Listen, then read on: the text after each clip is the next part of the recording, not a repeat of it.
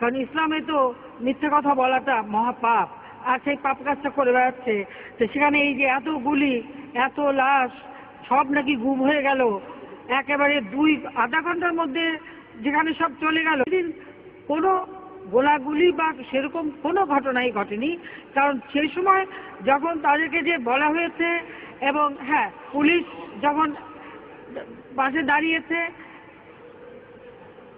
বাচ্চা বাচ্চা ছেলে মাদ্রাসা থেকে নিয়ে আসা হয়েছে, তাদেরকে নিয়ে বাসে তুলে দেওয়া হয়েছে, লঞ্চে তুলে দেওয়া হয়েছে।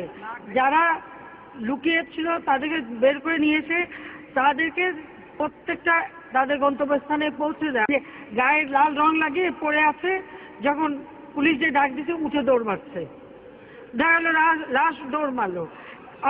গায়ে লাল রং লাগিয়ে পড়ে আছে, যখন পুলিশ যে ডাক দিতে উঠে দৌড় মারছে, দেখা গেল লাশ দৌড় মারলো।